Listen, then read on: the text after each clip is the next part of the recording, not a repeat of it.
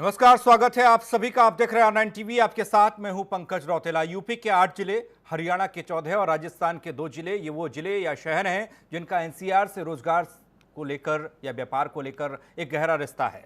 लाखों लोग यहां काम करने आते हैं, लेकिन लॉकडाउन के चलते तमाम कामगार एनसीआर के बॉर्डर की लक्ष्मण रेखा को लांघ नहीं पा रहे हैं, क्योंकि सारे बॉर्डर सील हैं। ऐसे में मजदूरों से लेकर मालिकों तक, कंपनियों से लेकर कर्मचारियों तक सब बेहाल है। आज इसी मुद्दे पर हम चर्चा करेंगे। एनसीआर में अलग नियम क्यों? चर्चा को आगे बढ़ाएंगे R9 टीवी के editor in chief Amitabh Agnihotri ji. धन्यवाद। स्वागत है सर आपका। एक मजबूत पैनल हमारे साथ जुड़ेगा, लेकिन उससे पहले रिपोर्ट देखिए। कोहराम है, त्राहिमाम है, एनसीआर जाम है, जनता परेशान है। देश की राजधानी दिल्ली से सटे शहरों की ये वो दास्तां है जो इस लॉकडाउन में बेहद दर्द दे रही है, और ये सब हो रहा है रोज रोज के नए नए नियमों से। और इन नियमों से तो ऐसा लगता है जैसे एनसीआर देश और दिल्ली से अलग है। सबसे बड़ी चीज यहाँ पे जो देखने को मिलती है कि तमाम लोग जो परेशान हैं, पैदल भी लोगों की इजाज़त नहीं दी गई है। ऐसे भी तमाम लोग जो हैं वो यहाँ पे खड़े हुए हैं जिन्हें पास की जानकारी नहीं थी कि इस तरह की कोई चीज़ जो है वो यानी बॉर्डर जो है वो पूरी तरह से सील हो चुका है। इस बात की इन लोगों को जानकारी नहीं थी, और ये भी बड़ी वजह है कि तमाम लोग आज परेशान हो रहे हैं, क्योंकि हरियाणा सरकार का मानना है कि दिल्ली की वजह से जो दिल्ली से सटे हुए इलाके हैं, चाहे गुड़गांव हो, फरीदाबाद हो, तमाम जगह वहाँ पे संक्रमण फैल रहा है। एनसीआर की परिधि में हरियाणा, राजस्थान और उत्तर प्रदेश के 24 जिले आते हैं। 4 करोड़ 70 लाख की आबादी वाले इस एरिया से लाखों लोग दिल्ली, गुरुग्राम, गाजियाबाद और नोएडा नौकरी करने आते हैं। सरकार ने कंपनी और कारखानों को खोलने की मंजूरी दे दी है, लेकिन मौजूदा हालात में मुश्किल ये है कि ना तो पास वाले बॉर्डर पार कर पा रहे हैं और ना ही पैदल और साइकिल वाले। एनसीआर की सीमाओं पर सुबह सुबह मजदूरों की भीड़ इस पार से उस पार जाने के लिए मशक्कत करती है। काम के लिए घर से निकले लोग पुलिस की घेराबंदी में फड़फड़ा कर घर लौट आते हैं। दिल्ली हरियाणा बॉर्डर पूरी तरह से सील हो चुका है। हम खड़े हैं, ये नज़ारा है। अगर हम नज़ारे की बात करें तो दिल्ली फरीदाबाद बॉर्डर का, जहां पे किस तरह से हरियाणा पुलिस जो है वो लगातार चेकिंग हो रही है। सिर्फ एसेंशियल सर्विस या केंद्रीय कर्मियों को ही सिर्फ आने जाने की इजाज़त है, एम्बुलेंस, डॉक्टर्स को इजाज़त है, इसके अलावा किसी को इजाज़त नहीं है। बाकायदा हर एक से पूछताछ जो है वो हरियाणा पुलिस यहाँ पे कर रही है, और जिन लोगों के पास नहीं है या जो केंद्रीय कर्मचारी या जिन लोगों को परमिशन दी गई है वो लोग नहीं है, तो उन्हें यहीं से बाकायदा वापस भेजा जा रहा है। कोरोना काल में दिल्ली से निकला नियम पूरे देश पर लागू होता है, लेकिन सभी राज्यों के अलग अलग आदेश, ऑर्डर, गजट, नोटिफिकेशन, कागज पत्र के खेल में पिस रहा है हर आदमी। मजदूरों के ना आने से उद्योगों का पहिया नहीं घूम पा रहा, और तो और अर्थव्यवस्था को भी अरबों का चूना लग रहा है, क्योंकि चारों तरफ की सीमाएं सील हैं। किस आधार पे आप लोग चेक कर रहे हैं, और खास तौर पर किन लोगों को परमिशन दी जा रही है? जो एसेंशियल सर्विस से जुड़े हुए हैं और जो रेगुलर एम्प्लॉइज है जिन्होंने अपना ई पास ले रखा है, खाली उन्हीं को हम अलाउड कर रहे हैं। अननेसेसरी मूवमेंट को रोक रहे हैं, क्योंकि दिन प्रतिदिन जो है दिल्ली से जो कनेक्शन होता है, केसेज बढ़ रहे हैं। जितने भी हमारे फरीदाबाद में या हरियाणा में जो केसेज बढ़ रहे हैं, उनका कनेक्शन कहीं ना कहीं से दिल्ली से जुड़ा हुआ है। इसलिए हमारे होम मिनिस्टर साहब के आदेश है कि भाई अननेसेसरी मूवमेंट को रोका जाए। बहरहाल पहले लॉकडाउन से लेकर अब तक गृह मंत्रालय ने जो भी गाइडलाइंस जारी की हैं, एनसीआर के लिए तो मानो वो महज कागजी रही हैं, क्योंकि उन नियमों से अलग दिल्ली सरकार अपने नियम का पर्चा चस्पा कर देती है। नोएडा में भी सुबह कोई ऑर्डर होता है तो शाम को कुछ और। गाजियाबाद बॉर्डर भी दो देशों के बॉर्डर सरीखा हो चुका है। गुरुग्राम ने सब कुछ ही सील कर रखा है। ऐसे में सवाल ये है कि जब सबका बॉर्डर सील, तो पटरी पर कैसे आएगी जिंदगानी? Bureau report, R9 TV, Uttar Pradesh, Uttarakhand. कोहराम त्राहिमाम के बीच एनसीआर जाम। कोरोना का ग्राफ लगातार बढ़ता हुआ दिखाई दे रहा। देश और दिल्ली में कोरोना के मामले बढ़ रहे हैं और दिल्ली में बढ़ती कोरोना मरीजों की संख्या अब पड़ोसी राज्यों के लिए भी चिंता का विषय बन रही है। हमारे साथ मेहमान जुड़ चुके हैं, परिचय कराते हैं, चर्चा की शुरुआत करते हैं। हरीश श्रीवास्तव जी, प्रवक्ता बीजेपी, उमाशंकर पांडे जी, प्रवक्ता कांग्रेस हमारे साथ हैं। हमारे साथ पूरन डाबर जी, प्रेसिडेंट फुटवियर मैन्युफैक्चरर हैं। सुधीर त्यागी जी, नेता मजदूर यूनियन हमारे साथ हैं। एसपी शर्मा जी, सचिव इंडियन इंडस्ट्री एसोसिएशन हमारे साथ हैं। अमिताभ अग्निहोत्री जी चर्चा की शुरुआत करेंगे। अमिताभ सर, आपके जरिए यह जानना कि एनसीआर जाम, जनता परेशान, ये स्थिति क्यों बनी? देखिए, आज हम किसी और मुद्दे पर भी बात कर सकते थे, राजनीतिक विषय भी ले सकते थे चर्चा के लिए, राष्ट्रीय विषय या उत्तर प्रदेश की राजनीति का, उत्तराखंड की राजनीति का, लेकिन मुझे लगा कि इस विषय से ज्यादा जरूरी और कोई विषय आज नहीं। एक अजब सी परिस्थिति का निर्माण कर दिया गया। एनसीआर जब बना था और उसके बाद जब जब उसका विस्तार हुआ, जब बना था तब इतना बड़ा नहीं था, ये कई राउंड के एक्सटेंशन के बाद इतना बड़ा एनसीआर हुआ, तो सरकारों ने ये कहा कि हम हिंदुस्तान की राजधानी को केंद्र मानकर एक ऐसा परिक्षेत्र बनाना चाहते हैं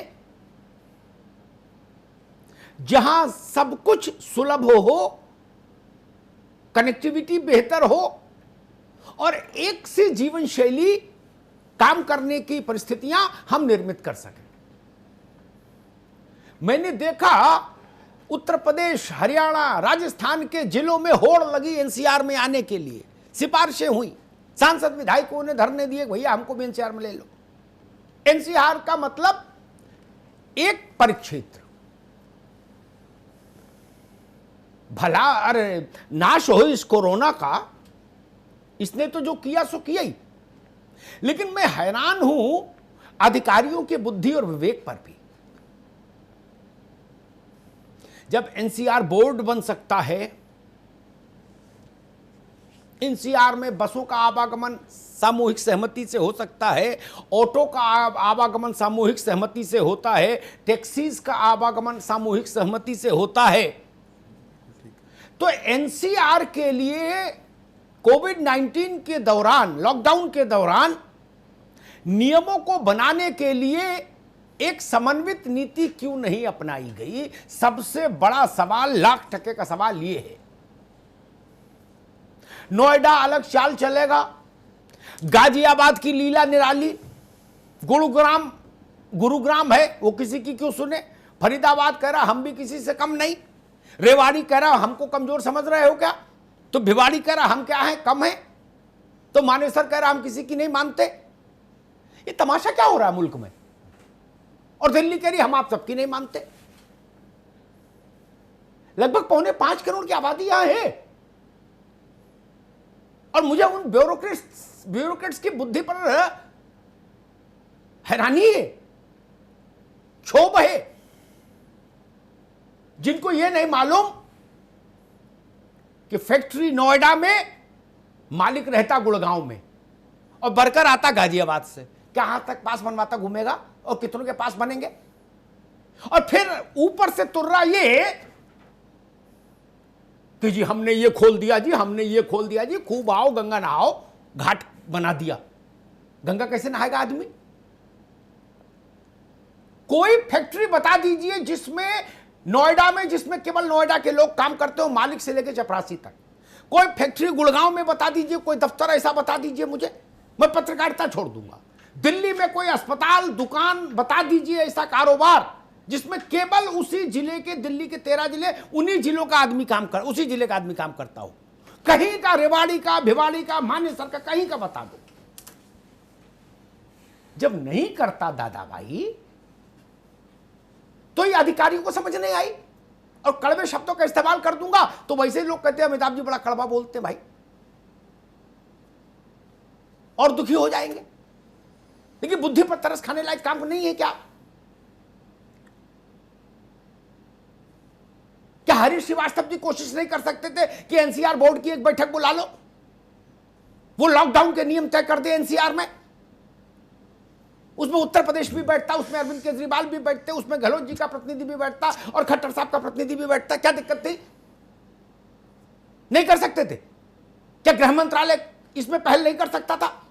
समन्वय नहीं कर सकता था? नहीं किया। पूरे एनसीआर की हर सीमा पर आपने गृह युद्ध जैसी स्थिति पैदा करा दी। लट्ठम लट्ठ लट्ठम लट्ठ। 5-5 घंटे में गाड़ी निकल रही, 5-5 घंटे में, 4-4 घंटे में। बीमार बीमार हो तो वहीं देह त्याग दे, ऐसी व्यवस्था कर दी आपने। मैं पुलिस का दोष नहीं देता, उसके हाथ में तो आदेश थमाते हो आप लोग, लेकिन इतनी अव्यावहारिक सोच, इतना अव्यावहारिक चिंतन, जमीन की सच्चाई का अंदाज नहीं। अब अंदाज हो भी कैसे? पहले काम कर रहे थे बंजर भूमि विकास में, दूसरे भाई साहब काम कर रहे थे मछली पालन में, अब आ गए एनसीआर के अधिकारी होके। वो जाने क्या हो रहा है एनसीआर में, वो तो मछली पालन के सचिव थे। ऐसे ही लोगों से बेड़ा गर्क हो जाता है। कोई कह रहा जी ई पास देंगे, कोई कह रहा जी जी पास देंगे, कोई कह रहा जी कोई पास नहीं देंगे, कोई कह रहा जी ने कागज पे देंगे, कोई कह रहा जी मोबाइल में देंगे। कल मेरे पास कुछ व्यापारी आए, हरीश जी आप ध्यान से सुन लीजिए। उन्होंने मुझसे कहा कि अमिताभ जी, गाजियाबाद नोएडा में इस बात की मान्यता क्यों नहीं हो सकती कि जीएसटी का जो प्रमाण पत्र है उसकी फर्म के रजिस्ट्रेशन का, वही उसका पास मान लिया जाए। अगर आप कारोबार फ्रेंडली हैं, अगर आप अपनी विज्ञप्तियों में दावा करते हैं कि हम चाहते हैं कि कारोबार चले, हम कारोबारियों के साथ हैं, वो रोजगार देते हैं।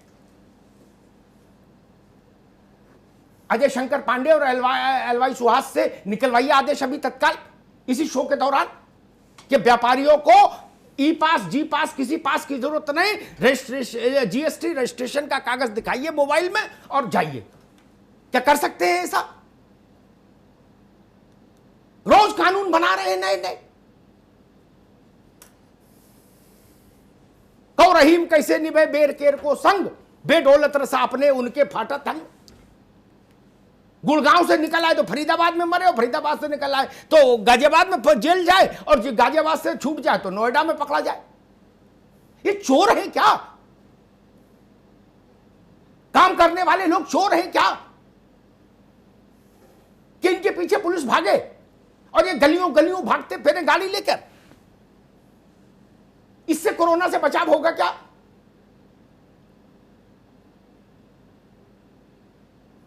मुझे बड़ा क्षोभ हुआ भाई, माफ करिए, मुझे क्षोभ है। मैंने ऐसी व्यवस्था कहीं नहीं देखी एनसीआर को लेकर जैसी बद इंतजामी हुई है।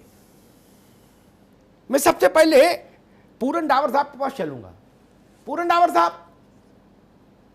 जहां तक मेरा अनुभव है, एनसीआर में काम करने वाला हर कारखाना एनसीआर के कम से कम 3-4 जिलों से जुड़ा हुआ है। जब तक उन 3-4 जिलों में उसकी फ्री एक्सेस नहीं होगी, फ्री आवागमन नहीं होगा निर्द्वंद, तब तक वो फैक्ट्री रन नहीं कर सकती ढंग से।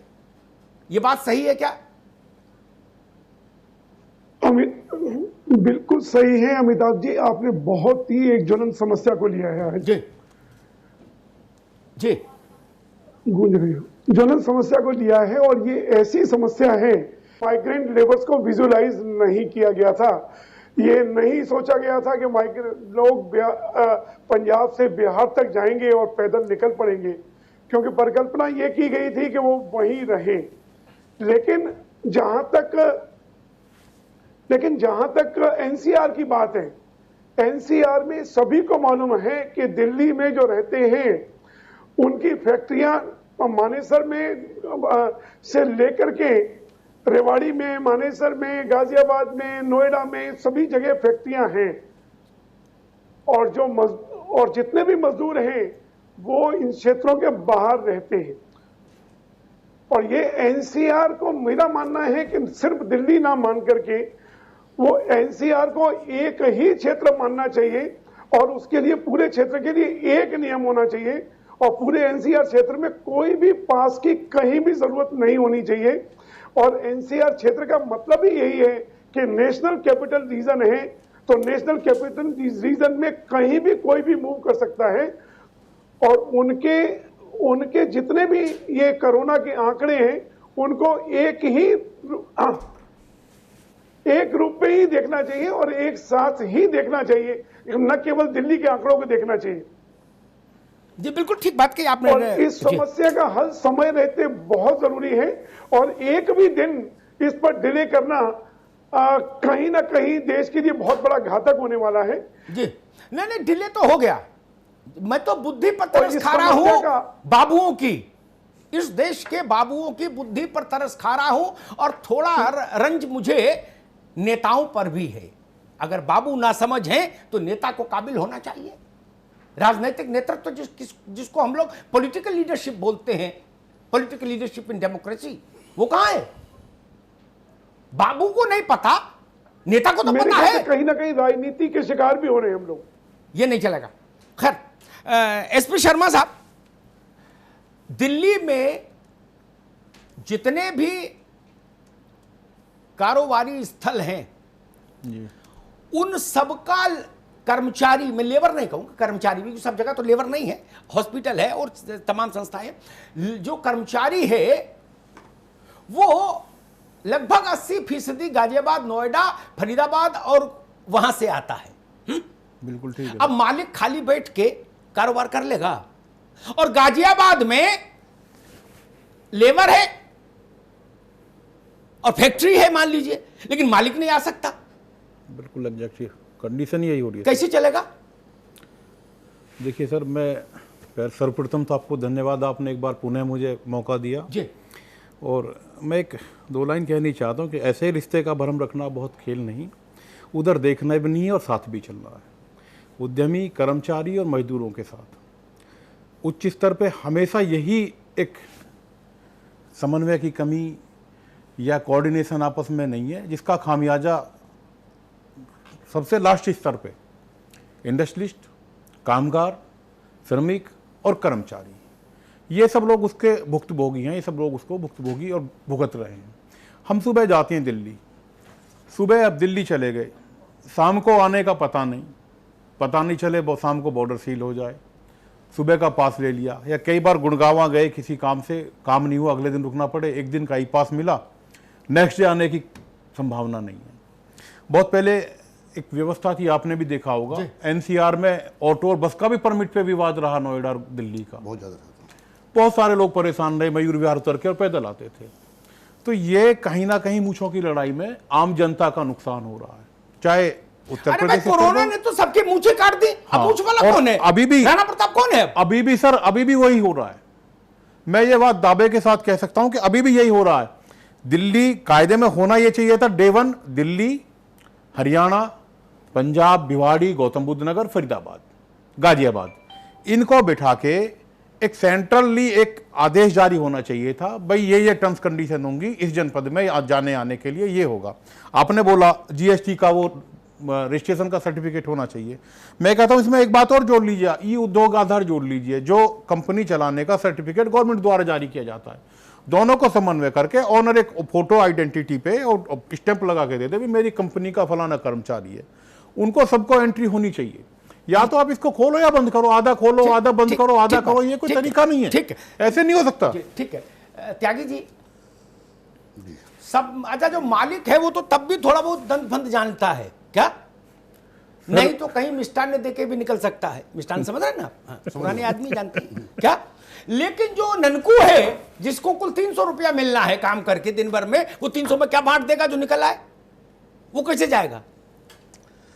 देखिए, और मान लीजिए चला गया तो शाम को वापस आएगा, इसकी गारंटी नहीं। अब वो तो गृह सचिव को फोन नहीं मिला सकता, भल्ला साहब को, ननकू के साहब हम ननकू बोल रहे हैं, हम फंस गए हैं घोड़ा में। त्यागी जी सर, इसमें पहली चीज तो ये है, हाँ, जो ये पास के लिए बात कर रहे हैं, लगभग 80% जो कि नोएडा कंपनी हो, चाहे फरीदाबाद हो, चाहे गाजियाबाद हो, चाहे दिल्ली हो, हर मजदूर के पास कुछ ना कुछ सबूत कंपनी का होता है। कंपनी का सबूत ही मान लिया जाए कि उसको जाने दे। यदि ये ग्रीन कार्ड, पहली बात तो मजदूर को पास बनाने की अकल ही नहीं, कहाँ जाएगा, कैसे बनवाओगा? 80% तो मजदूर पास ही नहीं बनवा होगा। दूसरी चीज़ ये है साहब, एनसीआर की बात कर रहे हो, एनसीआर के ऊपर सभी ट्रेड यूनियन वालों नेताओं ने भी और बड़े बड़े अधिकारियों ने भी आपस में मीटिंग भी करी थी। एनसीआर का समस्त वेतन एक जैसा होना चाहिए था, इसी कारण एनसीआर की मीटिंग भी नहीं हो पा रही है। जो आपका बिंदु है कि भाई एनसीआर में लोगों के, ये यूपी के मुख्यमंत्री का भी, चाहे हरियाणा का भी है, चाहे राजस्थान का है, इनकी एक मीटिंग होनी चाहिए थी। वो मीटिंग हो ही नहीं सकती साहब। अरे भाई वो मीटिंग नहीं हुई तो मेरा दोष है, वो मीटिंग तो क्यों नहीं अगर हुई? मीटिंग अगर हो जाए और ये एनसीआर एक ही नियम लागू हो जाए सबके, तो सबसे बढ़िया बात ठीक, तो ये सब ठीक, बहुत ही बढ़िया ठीक बात ठीक है। बात है। उसमें उद्योगपति भी खुश, मजदूर भी खुश और आम आदमी भी खुश। ठीक बात। आज की तारीख में जो उन्होंने हर जगह अपने ब्लॉक कर रखा है कि भाई हम इस सीमा से जाने नहीं देंगे, उसका नुकसान हर आदमी को हो रहा था। जी ठीक बात है, ठीक बात है। अगर मैं कह रहा हूँ सब रेड जोन है, जहां जहां रेड जोन है वहां सील कर ठीक है, दीजिए। ठीक है, ठीक है, ठीक है, ये रुकिए। हमारे साथ संजय सिंह जुड़े हैं, राज्यसभा के सांसद हैं आम आदमी पार्टी से। संजय सिंह जी बहुत स्वागत। नमस्कार अमिताभ भाई, आपको नमस्कार। संजय जी मैं ये नहीं समझ पा रहा, जब एनसीआर एक कल्पना साकार हुई इस देश में, जिसमें कई दिल्ली, उत्तर प्रदेश, राजस्थान, हरियाणा ये राज्य शामिल हुए, इनके 24 जिले, और उसके बाद हम देख रहे हैं 24 जिलों में 48 किस्म की व्यवस्थाएं। नहीं जी जी जी, कोई कह रहा ई पास, कोई कह रहा जी पास, कोई कह रहा मोबाइल पे देंगे पास, कोई कह रहा कागज में देंगे, कोई कह रहा कहीं नहीं देंगे, दोपहर में ये सील, शाम को वो सील, सोमवार को ये बंद, मंगल को वो खुला। अजब तमाशा हो गया पूरे एनसीआर में। आदमी समझ ही नहीं पा रहा कि जाएंगे तो घर कैसे लौटेंगे। नहीं, बिल्कुल आपकी बात 100% सही है। और मुझे लगता है कि इसके लिए सामंजस्य का अभाव है और सामंजस्य बनाने की आवश्यकता है। कई बार दिल्ली से नोएडा की एंट्री या दिल्ली से गुड़गांव की एंट्री बंद कर दी जाती है, फिर पास कभी जारी किया जाता है, कभी रोक दिया जाता है। इस प्रकार की तमाम विसंगतियां देखने को मिली। और एक बार तो एक महिला का बच्चा एडमिट था अपोलो में जी, तो उसको आना था, उसको रोक दिया। तो रात में मैंने किसी तरह से अधिकारियों को बात करके नोएडा से उसको फिर अपोलो वो आते। तो मुझे लगता है कि इसको आपस में तालमेल करके, बातचीत करके इसका समाधान करने की जरूरत है। एनसीआर रीजन में अगर आप इस तरह से प्रतिबंध लगाएंगे तो नोएडा का आदमी दिल्ली में काम करता है, दिल्ली का आदमी नोएडा में काम करता है, गुड़गांव का आदमी दिल्ली में काम करता है, दिल्ली का आदमी गुड़गांव में काम करता है, तो फिर तो सब कुछ ठप हो जाएगा। इससे इसका कोई रास्ता निकालने की जरूरत है। संजय जी, आपको नहीं लगता कि केंद्रीय गृह मंत्रालय को सभी संबंधित राज्यों के साथ एक समन्वय स्थापित करके एनसीआर के लिए एक कॉमन पॉलिसी इवॉल्व करनी चाहिए थी लॉकडाउन के लिए, जो पूरे एनसीआर परिक्षेत्र में एक समान लागू होती? बात यही अक्षरशः मैंने यही सुझाव आज दिया है जी। मैंने यही बात अपनी ओर से कही है कि भाई इसमें गृह मंत्रालय हस्तक्षेप करे और उत्तर प्रदेश और हरियाणा दोनों जगह भारतीय जनता पार्टी की सरकार है, एक तालमेल बना के इसका एक ऐसा रास्ता निकाला जाए जिससे आने वाले दिनों में दिक्कतें ना आए। अगर तो 21 के बाद पूरी तरह से लॉकडाउन खुल रहा है, जो मुझे मालूम नहीं है खुल रहा है कि नहीं खुल रहा है, अगर खुल रहा है तो फिर तो कोई बात नहीं, अगर नहीं खुल रहा है तो फिर इसका एक रास्ता निकालने की आवश्यकता है, अन्यथा बहुत दिक्कत आएगी। ऐसे ही एक बार गाजियाबाद में ऑर्डर पास कर दिया गया कि साहब यहाँ पे कोई डॉक्टर को भी आने की अनुमति नहीं जी है, हाँ, आया था, दिल्ली में काम कर रहा है उसको आने की अनुमति नहीं है, तो ये तो ठीक नहीं है मुझे लगता है। जी बहुत बहुत धन्यवाद संजय जी, बहुत बहुत धन्यवाद। नमस्कार। एक बात मैं और कहता हूं, वो उदाहरण एनसीआर की कल्पना क्या है उसको समझने के लिए सबसे बड़ा उदाहरण है। मेरी बात से शायद पूरन भाई भी सहमत होंगे, शर्मा जी, त्यागी जी, उमाशंकर जी और हरीश जी, सब लोग। अभी कुछ वर्ष पहले तक दिल्ली के मुख्यमंत्री रहते हुए भी अरविंद केजरीवाल एनसीआर में रह रहे थे, गाजियाबाद के कौशांबी इलाके में। बिल्कुल सही बात। आप लोग तो मुख्यमंत्री को भी रोक देते, एक सिपाही आता कहते ना तुम नहीं जाओगे, बोले क्यों तुम नहीं जाओगे, जानते नहीं लॉकडाउन है। यह है एनसीआर, केवल मजदूर का मामला नहीं है। अरविंद केजरीवाल भी वही रहते थे। और जाने कितने सांसद हैं, जाने कितने ब्यूरोक्रेट्स हैं जो नोएडा में रहते हैं और दिल्ली में काम कर दिल्ली जाते हैं रोज, लेकिन वो बड़े लोग हैं, उनके लिए सुविधा है। सामान्य आदमी की कोई सुनवाई की जरूरत है, कीड़े मकोड़े हैं पड़े रहेंगे। उमाशंकर जी, राजस्थान, हरियाणा, उत्तर प्रदेश, दिल्ली जी, ये राज्य एक साथ बैठकर एक समन्वित नीति नहीं तय कर सकते थे, सबको सुविधा होती?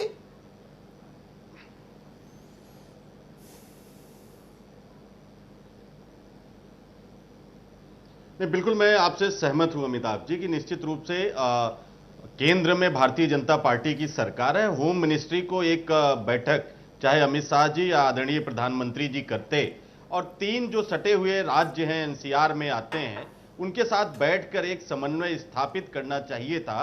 और ऐसा बिल्कुल नहीं करना चाहिए था कि एकाएक कोई राज्य कहे कि आज से बॉर्डर सील, आज से बॉर्डर खुल गया, फिर आज से बॉर्डर सील। इससे क्या है कि जिन कारणों से लॉकडाउन को खोला जा रहा है वो है आर्थिक गतिविधियों को बढ़ाने के लिए। बात है। लेकिन जब आपने एनसीआर को सील कर दिया तो जाहिर सी बात है कि जिन कारणों से, जिन आर्थिक गतिविधियों को गति प्रदान करने के लिए लॉकडाउन खोला गया है इस कोरोना के संकट काल में, वो गतिविधियां ही रुक गई।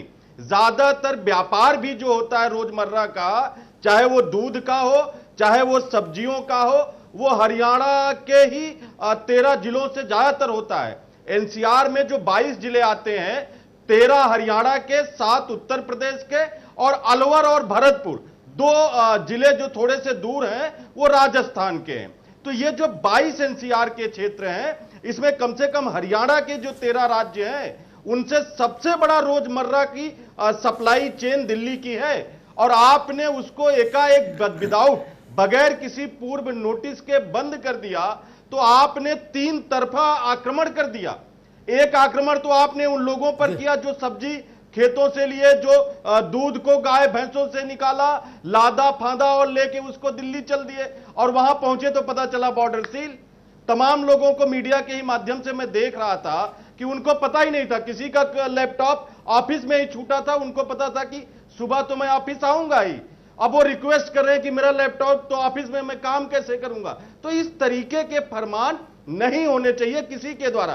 राजस्थान सरकार, राजस्थान में हमारी सरकार है, मैं अपनी तरफ से अमिताभ जी बता देता हूं, हमारे 2 जिले आते हैं अलवर और भरतपुर, दोनों एनसीआर में आते हैं, लेकिन वहां से दिल्ली का, डेली का अप डाउन बहुत कम है। लेकिन सबसे ज्यादा जो है वो गाजियाबाद, नोएडा और इधर आप बल्लभगढ़, सोनीपत, ये जो भाई आपकी बात आ गई, गुड़गांव हो ठीक गया, है। अब मैं हरीश जी के पास चलूं। आमद ज्यादा है, फिर भी मैं ये कह रहा हूं समन्वय बिल्कुल स्थापित होना चाहिए। जी, मसला ये नहीं कौन सा जिला दूर है, कौन सा ज्यादा कारोबार होता है कि नहीं होता है, मसला है सिद्धांत का। हरीश जी आपके पास आ रहा हूं। अगर हम, भारत ने यह तय किया कि हम एक एनसीआर रीजन बनाएंगे, राष्ट्रीय राजधानी क्षेत्र, तो राष्ट्रीय राजधानी क्षेत्र का मान रहना चाहिए कि नहीं, कि उसको गली मोहल्ले की तरह ट्रीट करेंगे कि चाहे यहां कोई भी एसडीएम कोई भी आदेश ठोके पड़ा है, बोले बंद कर दी, नहीं खोलेंगे जी, जाओ, और दरोगा से कह दिया मारो लठ जो इधर आ जाए सीमा पर। ये एलओसी बनाएंगे क्या एनसीआर में जगह जगह? पाकिस्तान का बॉर्डर बना दिया। ये सामान्य विवेक की बात क्यों नहीं आई दिमाग में? ये मैं कई दिन से व्यथित हूं हरीश जी। उत्तर प्रदेश भर में कारोबार खोल लीजिए हरीश जी, पूरे प्रदेश में, तब तक कुछ नहीं होगा। मेरी बात लिख लीजिएगा जहन में, तब तक कारोबार में कुछ प्रगति नहीं हो सकती जब तक गाजियाबाद और नोएडा को दिल्ली से फ्री एक्सेस नहीं मिलेगी। बिल्कुल लिख लीजिए मेरी बात। कोई नेता कुछ कहे सब बेकार, कोई अधिकारी कुछ कहे उसका जमीन पर कोई मोल नहीं होगा। उत्तर प्रदेश के आर्थिक साम्राज्य का सबसे बड़ा हब है नोएडा और गाजियाबाद। कभी कानपुर था, वो दिन हवा हुए जब पसीना गुलाब था, अब बात खत्म हो गई। अब यही 2 जिले हैं जो उत्तर प्रदेश की गाड़ी के सबसे मजबूत पहिए हैं। माल भी यहां बनता है और माल यहां से ही जाता भी है, दोनों तरह के माल। जीएसटी पीएसटी जो भी है वो सब सबसे ज्यादा यहीं से जाती है, गौतम बुद्ध नगर से। गौतम बुद्ध नगर, गाजियाबाद में फेल है। रेवेन्यू सबसे ज्यादा दिल्ली वाले कभी आपको बंद कर देते, कभी आप दिल्ली वालों को बंद कर देते, कभी आप लोगों ने चिंतन नहीं किया हरीश जी?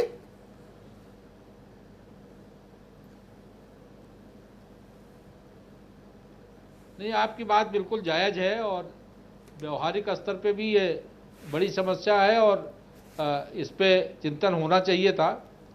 और जब माननीय प्रधानमंत्री जी और माननीय गृह मंत्री जी बार बार प्रदेश के माननीय मुख्यमंत्रियों से चर्चा करते हैं, तो मुझे लगता है कि जो प्रदेश के जो ये एनसीआर रीजन में आने वाले प्रदेश के माननीय मुख्यमंत्री गण हैं, उनको इस बात पर चर्चा करनी चाहिए थी और एनसीआर के लिए एक अलग एक कोविड को लेकर के एक अलग व्यवस्था बननी चाहिए थी, जो सम्यक रूप से समान रूप से सभी पे लागू होती, ताकि इस तरह की जो व्यवहारिक समस्या है ये ना आती।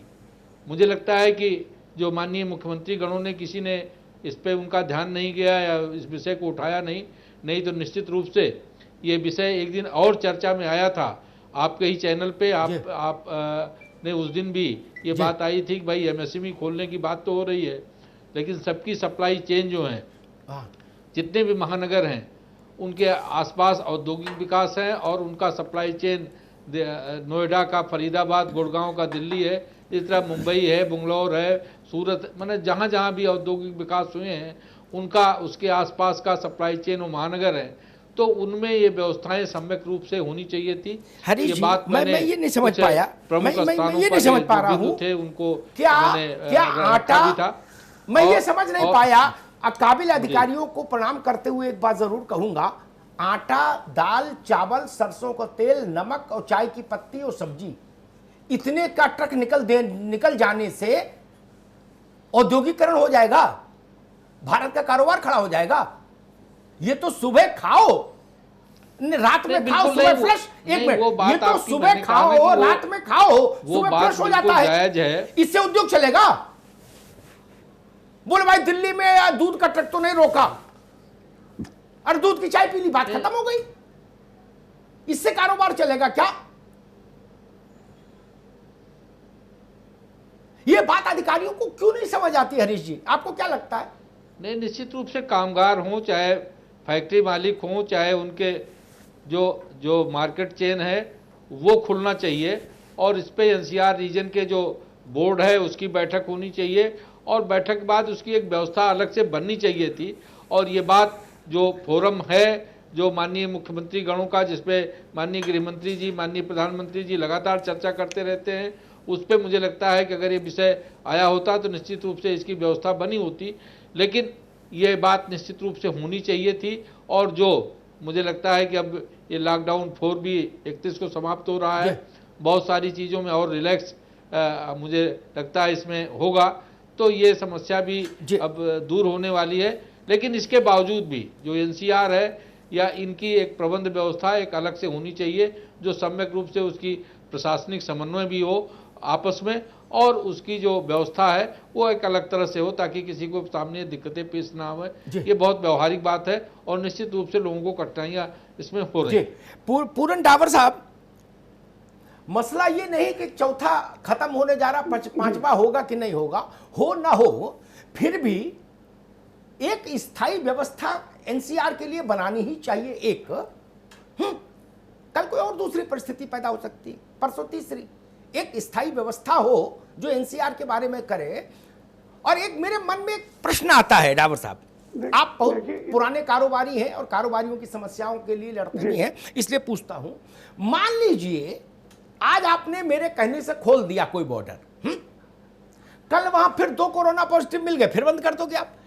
या तो इंडस्ट्री खोलो मत, और फिर 2 पॉजिटिव 4 पॉजिटिव के खेल से इंडस्ट्री खोलना बंद करना करेंगे क्या?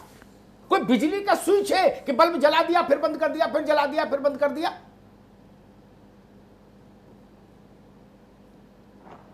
अमिताभ जी, आपकी चर्चा में सारे उत्तर हैं जी। इससे हास्यास्पद समस्या कोई हो नहीं सकती।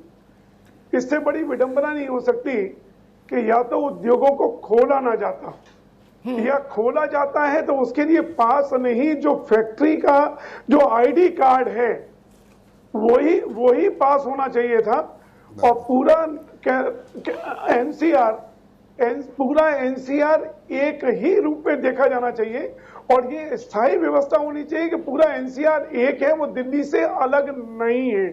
चाहे वो मानेसर हो, चाहे गुड़गांव हो या गाजियाबाद हो या नोएडा हो या बहादुरगढ़ हो या मथुरा हो या भरतपुर हो, वो अगर एनसीआर के पार्ट हैं तो उसको एनसीआर में कभी भी आने जाने का उसके लिए बॉर्डर दिल्ली का बॉर्डर कोई मायने रखना नहीं चाहिए, हमेशा एक ही व्यवस्था होनी चाहिए। वो जो एनसीआर का पार्ट है वो दिल्ली का भी रहने वाला है, वो हरियाणा का भी रहने वाला है, सभी का रहने वाला है। उसके बाद सारे क्षेत्र की नागरिकता है। और जी अगर मुझे कोई पास दिया गया है तो वो मुझे अनुमति दी गई है, पास नहीं अनुमति दी गई है, तो मेरा जो आईडी कार्ड है वही काम करेगा फैक्ट्री पे पहुंचने का, बॉर्डर को पार करने का। और ये निश्चित रूप से मजाक है, इस तरह से आर्थिक वो पटरी पर नहीं आ सकती। और ऐसे ही कुछ जो उदाहरण है कि पूरी सरकार की अच्छी नीयत को, जहां कोरोना के प्रति हमने इतनी बड़ी लड़ाई लड़ी है, वो सारा का सारा मटिया मेल कर देती है उसे। वो सारे प्रयासों को वो एक मजाक बना करके रख देती है। ऐसी समस्याएं, चाहे वो माइग्रेंट लेबर को हैंडल करने की समस्या हो, बिल्कुल ठीक बात है, या ये बॉर्डर पार करने की समस्या हो। जी डावर साहब, बिल्कुल आपने ठीक बात की। सुधीर त्यागी, एक और बात मेरे जहन में आती है मित्र, लगभग 1.5 से 1.25 करोड़ आदमी इस एनसीआर में ऐसा है जो सुबह 7 बजे से लेकर और 8:30 तक निकल लेता है घर से दूसरे शहर जाने के लिए, ठीक है ना, शटलिंग करने वाला। कौन सा माई का लाल ऐसा सॉफ्टवेयर आ गया और कितने काबिल अधिकारी हो गए जो 2.25 करोड़ लोगों का पास जारी कर दे? दुनिया में तो आज तक कहीं हुआ नहीं 2.25 करोड़ का पास जारी। ये कर देंगे सरकार, मैंने पहले भी वही कहा था। कौन कितने फार्म भरवाएगा, किस किस का कहां मोहर लगाएंगे? बिल्कुल सही बात है साहब, मैंने पहले भी यही कहा था कि पास के बना ही नहीं पाओगे इतने मजदूरों का। अगर मजदूरों को पास बनाने में लग जाएगी तो वो भी कोरोना की महामारी में आ जाएगा। अरे नहीं, तब तक तो अगर कोरोना बीत चुका होगा, 2024 आ जाएगा जब तक पास बन के आएगा। अरे सब पास के लिए तो लाइन लग जाएगी, भीड़ लग जाएगी और महामारी फैल जाएगी। मैं यही कहता कि मजदूरों के पास जो पहले ही कंपनी दे रखा है आईडी प्रूफ, उसी को पास माना जाए ना। कौन से पाकिस्तान थोड़ी जा रहे, पाकिस्तान का बॉर्डर रखा, मैं वहां से मोहर लगवा के लेकर आओ गवर्नमेंट से, जब भी आप जाओगे। ये तो मजदूरों के साथ क्या, आम आदमी के साथ भी अन्याय हो रहा था, चाहे कंपनी वाला हो चाहे मजदूर हो। मजदूर का मसला नहीं, हम करें, मैं ही जाना चाहता हूं, हर आम आदमी जाना चाहता, तो क्या मैं आज चला जाऊं, ये मुझे नहीं मालूम कि मैं वापस भी आ पाऊंगा नहीं आ पाऊंगा। हमारे भाई शर्मा जी ने अभी कहा था अगर कोई इमरजेंसी हो जाए, दिल्ली चला जाए, तो उसका ये नहीं मालूम कि शाम को घर आएगा नहीं आएगा, बच्चे उसके इंतजार करते रहेंगे। ये तो नियम कतई खतरनाक है साहब, इसको तत्काल ही सरकार से मेरा अनुरोध ये है कि ये नियम कतई खत्म किया जाए और एनसीआर में एक ही नियम बनाया जाए जो सब पे लागू। जी ठीक है। शर्मा जी, अगर आप ट्विटर को देखें सक्रियता से तो आप देखेंगे पास की हकीकत क्या है एनसीआर भर में। क्या? बिल्कुल ठीक बात है। पास बनाने के लिए सांसद और विधायकों को जूझना पड़ रहा है एक एक पास बनवाने के लिए, एक एक पास बनवा के फिर उसकी फोटो डालते हैं कि शर्मा जी आपका पास बन गया, बन गया। वो फिर आप लिखोगे धन्यवाद जी विधायक जी सांसद जी। क्या सांसद विधायक के जूझने पर एक एक पास बन रहा है? ये 2.25 करोड़ का पास कौन बनाएगा? सर ऐसा है, जब ये फैसले लागू हुए हैं और कई फैसले सरकार के अगर हम देखें या स्थानीय स्तर पे, आजकल जो स्थानीय डीएम और प्रशासन है उनमें खोड़ लगी हुई है, एक प्रतियोगिता चल रही है कि मेरे जनपद में सबसे ज़्यादा मामले हैं या मेरे जनपद में सबसे कम मामले हैं। ये उसी का एक परिणाम है। प्राइमरी लेवल पे शुरुआत से डे 1 से कहीं ना कहीं बहुत सारी जो ग्राउंड रियलिटी है उसको इग्नोर किया गया है। वो चाहे लॉकडाउन करना हो, लागू करना हो, पास बनाना हो, या लेबर का जो है यहाँ से पलायन हो, या उनके खाने पीने की व्यवस्था हो, जो ग्राउंड लेवल पे सबसे पहले बातें होनी चाहिए थी वो आज तक नहीं हुई है। मेरे को पता है फैक्ट्री कैसे चलती है, फैक्ट्री वालों से कोई पूछता नहीं, अधिकारी बैठ के एक निर्णय बना दिया, आदेश जारी कर दिया, भाई ये आपने करना है। हम सब लोग उसके लिए मजबूर हैं, वो बात मानने के लिए। उसमें व्यवहारिकता नाम की कोई भी चीज़ नहीं है। ये व्यवहारिकता तभी होगी कि भाई एक समान एक पॉलिसी लागू कर दी जाए। ये बहुत पहले हो जानी चाहिए थी कि भाई जो आदमी जिस फैक्ट्री में जा रहा है वहाँ के आइडेंटिटी कार्ड बना हुआ है, उस पर फैक्ट्री के अपने अब तो सबको परमिट कर दिया। पहली बात तो लेबर ही नहीं है, 50% 60% तो लेबर चली गई है। अब जैसे तैसे रोपीट के काम कर रहे हैं, तो उसमें भी एक नई समस्या अड़चन आ रही है। किसी आदमी को भेज दिया दिल्ली से, भाई ये टूल्स ले आओ, पता ही नहीं वो आ जाएगा नहीं आएगा, वो आज 3 घंटे लाइन में खड़ा रहा बॉर्डर पे चेकिंग के लिए, पास का नंबर आया, चेक किया, भेज दिया, शाम को वापसी की पता नहीं आएगा नहीं आएगा। अगले दिन हार थक के वो घर पहुंचता है, कह देता साहब मैं नहीं जाऊंगा कल काम पे, मेरे साथ मजबूरी है। ऐसे में तो इससे बढ़िया था लॉकडाउन कर दीजिए सर, क्या फायदा उस बात का। ठीक बात है। ये तो सरकार अपनी टोपी को हमारे सर पहनाने की कोशिश कर रही है। भाई ये अपनी लाइबिलिटी को इंडस्ट्रियलिस्टों पे डाल दो और लेबर सफर करे, फिर यहां से माइग्रेट करे। जी ठीक है। हरीश जी, अब तो होटल भी नहीं खुले, ये और मुश्किल। मान लो सुबह कोई निकल गया धुप्पल में, नजर बचा के गली कूचे से, अब पहुंच गया ऐसी जगह जहां शाम को बंद है, तो वो कहां रहेगा रात भर? होटल खुला हो, चलो वहीं सो जाए जाके। फुटपाथ है ना सर, है फुटपाथ पर सोने के अलावा क्या? अच्छा, कोरोना के चलते कोई अर्चित परिचित कुंडी नहीं खोल रहा। अच्छा एक बात हरीश जी दिल की बताओ, आप पुराने नेता हैं, आप लोग जो सरकार चलाते हो, वो लोग ऐसे खबर जब हम उठाते हैं, कोई बात करते हैं, तो जिम्मेदार अधिकारियों से नहीं पूछते कि भाई तुम लोग क्या लूडो खेल रहे हो, सांप सीढ़ी खेल रहे हो, क्या कर रहे हो? पूछते कि नहीं?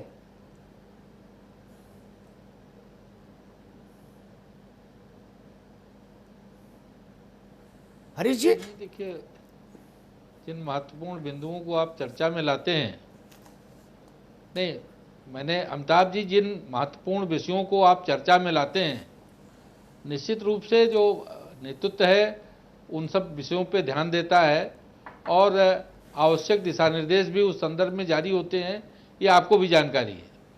कई बार ऐसा होता है कि कई विषय, एक ये कोरोना महामारी का संकट, ये पेंडेमिक जिस स्केल पे और जिस तरह का संकट था, उसमें बहुत सारी विषय निश्चित रूप से व्यवहारिक होते हुए भी छूटे।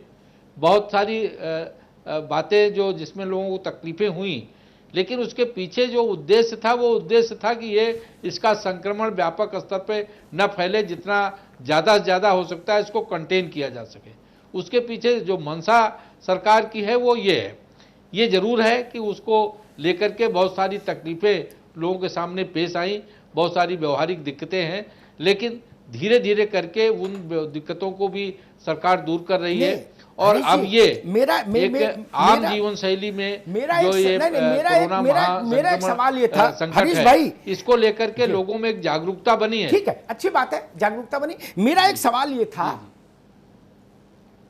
अगर हमने कारखाना खोलने की इजाजत दी राजाज्ञा निकालकर, तो उस राजाज्ञा का मान हमको रखना चाहिए। कारखाने के लिए मालिक और मजदूर को फ्री आवागमन का वातावरण सरकार को उपलब्ध कराना, ये उसकी जिम्मेदारी है एडमिनिस्ट्रेशन की।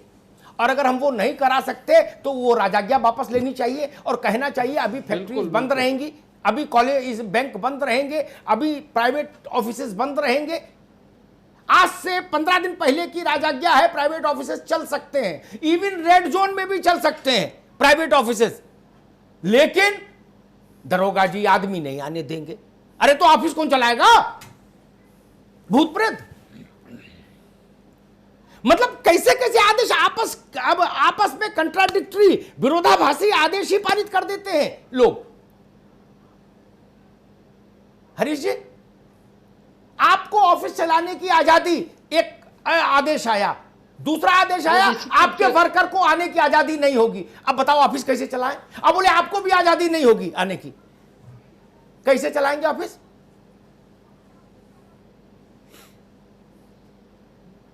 नहीं, ये बात आपकी बिल्कुल जायज है, बिल्कुल सही है कि कुछ आदेश जो चाहे एमएसएमई को खोला गया, उद्योगों को चलाने की बात हुई, या व्यापार का संस्थान खोले गए, कार्यालय खोले गए, तो उनसे जुड़ी हुई जो व्यवहारिक बातें हैं और जो समस्याएं हैं उनका भी समाधान इसमें होना चाहिए था, जो नहीं हुआ। अब किन कारणों से नहीं हुआ, किन कारणों से अधिकारी वर्ग से के चिंतन से बातें छूटी, मैं नहीं कह सकता, लेकिन निश्चित रूप से ये व्यवहारिक समस्याएं हैं और इसका तात्कालिक रूप से निदान, मुझे लगता है सरकार जल्दी ही इसका निदान करेगी। जो लोगों के सामने दिक्कतें पेश आ रही हैं वो दूर होंगी। अच्छा, एक चीज मैं नहीं समझता उमाशंकर पांडे, ये पॉलिटिकल मुद्दा नहीं है, इसलिए ये व्यवहारिक मुद्दा है। आज उसी टोन में रहना, भाजपा से बात शुरू मत करना, भाजपा कांग्रेस से। भाजपा कांग्रेस छोटी है, जनता बड़ी, कभी उस पर बात करें। मान लीजिए हाँ हाँ भाई, ये कांग्रेस के रूप में थोड़ी जन्म हुआ था, जन्म तो आदमी के रूप में हुआ ना, भाजपा के रूप में तो हुआ नहीं किसी का जन्म। तो कभी भारतीय पर बात करें। दिल्ली में हरियाणा ने सीमा बंद कर दी, बोले जी दिल्ली से किसी को नहीं आने देंगे, ना दिल्ली जाने देंगे। अच्छा जी ठीक है। अनिल विज जी आ गए मैदान में, बोले ना देखे कौन माई का लाल आता है। ठीक है जी, रोक दी, आप मालिक हैं। लेकिन एक बड़ा सवाल उठता है, ट्रक से सामान आ रहा है, सब्जी, आटा, दाल, चावल, अभी ड्राइवरलेस ट्रक तो भारत में आया नहीं,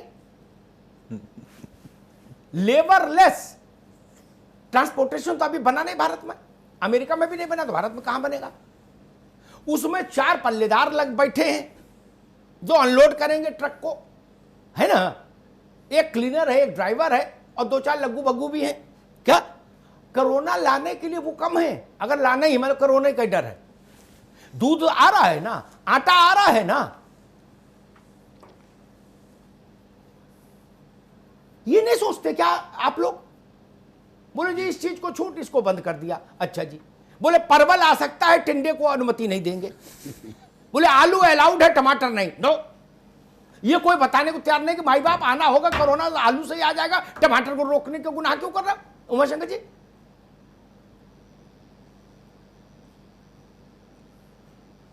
नहीं, बिल्कुल अमिताभ जी, देखिए आपकी बात सही है। मैं थोड़ा स्पष्टीकरण जरूर देना चाहूंगा। मैंने कहा कि राजस्थान के जो 2 जनपद हैं, भरतपुर और अलवर, वहां से ना सब्जी आती है ना वहां से दूध आता है। वहां पर फैक्ट्रियां हैं, जैसे आपने भिवाड़ी रेवाड़ी का नाम लिया, तो रेवाड़ी हरियाणा में हो जाता है, भिवाड़ी राजस्थान में हो जाता है, रेवाड़ी का कुछ हिस्सा हमारे राजस्थान में भी पड़ता है।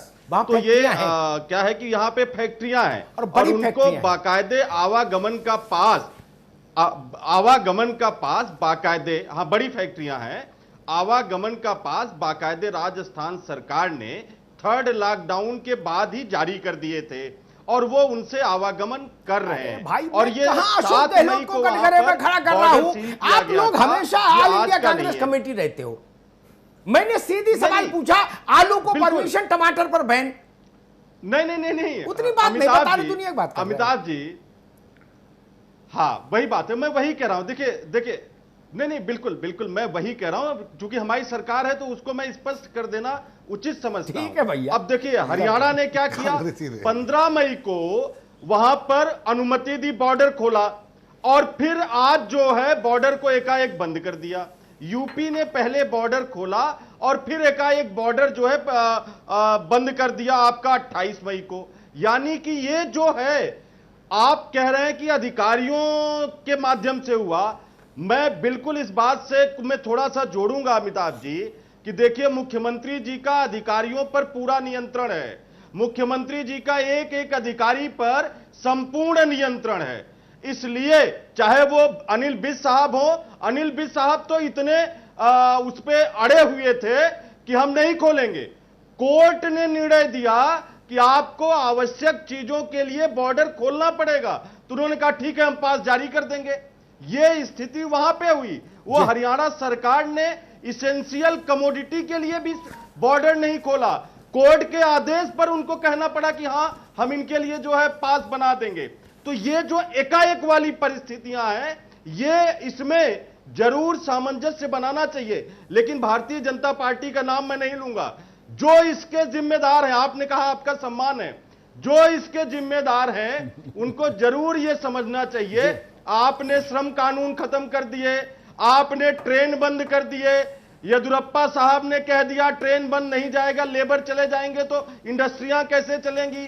गोवा में इनके कॉमर्स चैंबर के अध्यक्ष कोकलू साहब ने कह दिया, उन्होंने मुख्यमंत्री को लिख दिया कि नहीं भैया नहीं चलेंगी, मजदूर नहीं जाएगा। हमने इनको किराया दिलाया। ठीक है उमाशंकर जी, कोरोना ज्यादा है, ठीक है, तो ये जो ठीक है, थोड़ा रुकना होगा आपको, समय इजाजत नहीं दे पा रहा है। संपादकीय टिप्पणी के लिए चल रहा है। उमाशंकर जी माफी के साथ रोक रहा हूं आपको। अमिताभ जी संपादकीय टिप्पणी और जो एक की अवधारणा है वो भारतीय जनता बड़े उद्योगपति जिनका एनसीआर रीजन में ही कारोबार है, वो अभी परसों मुझसे मिले। मेरी बात को पूरन डावर साहब बहुत बेहतर ढंग से समझेंगे। मैंने उनसे कहा कि भाई आपने खोल दिया कारोबार, उन्होंने कहा नहीं अग्निहोत्री जी। मैंने कहा क्यों, सरकारों ने तो परमिशन दे दी, सबके आदेश आ ही गए हैं। उन्होंने कहा मैं रिस्क नहीं लूंगा, मेरा कारोबार खोलने में भी खर्चा होगा बड़ा, क्योंकि बहुत सारे मॉडिफिकेशंस के साथ कारोबार अब होगा। मैं सब करा लूं और बटन दबाऊं, अंदर जाके अगरबत्ती जलाऊं, तब तक कलेक्टर का आदेश आ जाए कि 2 कोरोना पॉजिटिव मिली, रेड जोन हो गया, आपकी दुकान बंद, आपका कारखाना बंद। तो बोले उससे अच्छा है मैं अभी कुछ दिन इंतजार कर लूं। यह परिस्थिति अच्छी नहीं बिजनेस सेंटिमेंट के लिए, मैं चेतावनी दे रहा हूं।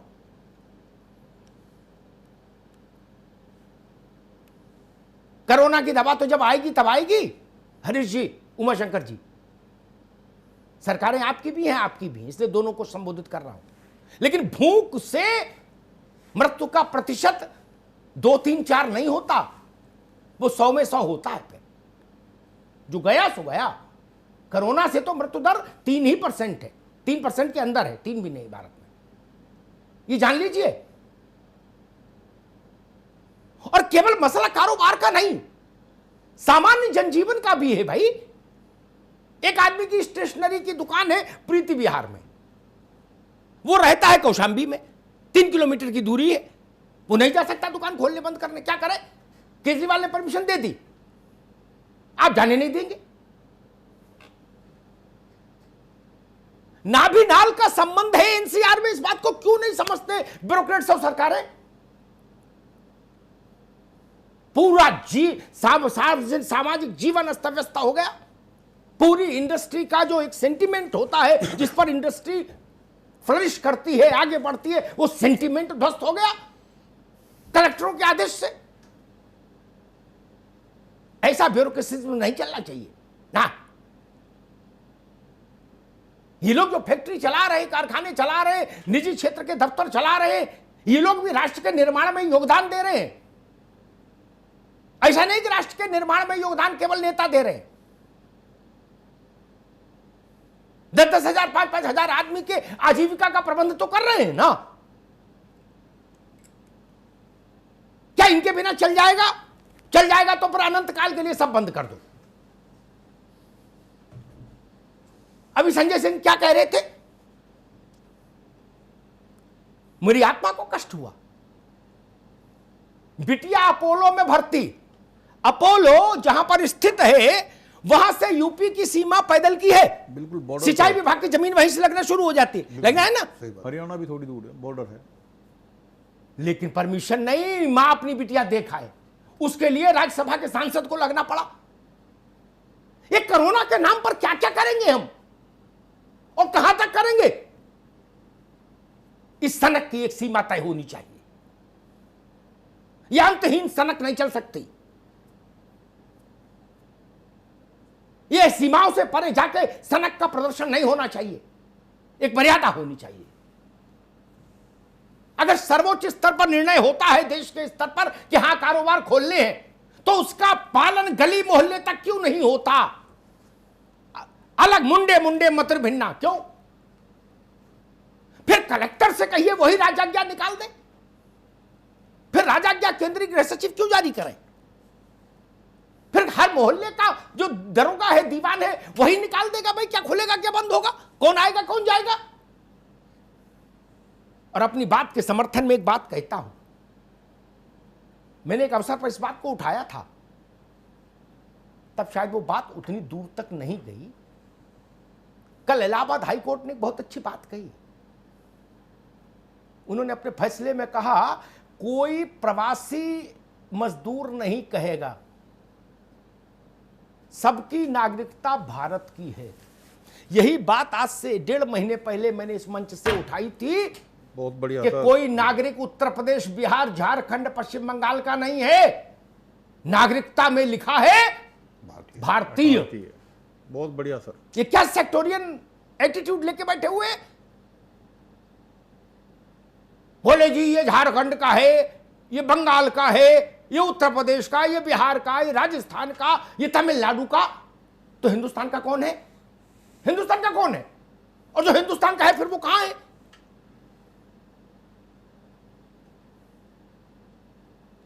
ऐसी मानसिकता के साथ हिंदुस्तान एक होगा? एनसीआर किस लिए बना था और कहां लाके छोड़ दिया एनसीआर को? मैं मानता हूं कोरोना बड़ा संकट है, क्या उस बड़े संकट के लिए यह रास्ता था?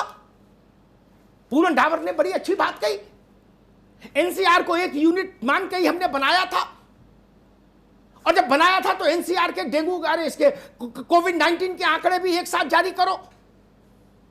इस चक्कर में क्यों पड़ते हो? रेवाड़ी में कितने, भिवाड़ी में कितने, फरीदाबाद में कितने, गुड़गांव में कितने, दिल्ली में कितने, गाजियाबाद में कितने, नोएडा में कितने, बुलंदशहर में कितने? ये हो जाएगा तो बंद हो सिर्फ जाएगा। एनसीआर में बताइए, ड्रामा बंद, सारे कलेक्टरों की शांति आ जाएगी, उनको भी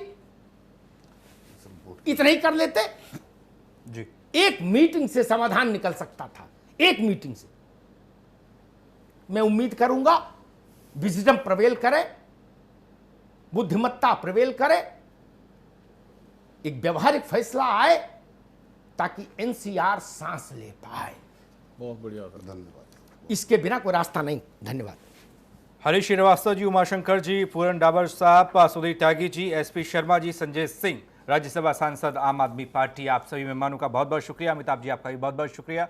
पहले यूपी और दिल्ली वाला बॉर्डर सील हुआ, अब हरियाणा और दिल्ली वाला बॉर्डर सील हो गया। ऐसे में सबसे ज़्यादा परेशानी उस तबके को हो रही है जो रोजी रोटी के लिए इधर से उधर हर रोज़ ट्रैवल करता है। उसके लिए पास की व्यवस्था, तमाम तामझाम कागज़ दिखाने की ज़रूरत पड़ रही है, और इसी परेशानी पर था ये कार्यक्रम। इस खास कार्यक्रम में फिलहाल इतना ही। आप बने रहिए R9 TV के साथ, सिर्फ खबर के लिए।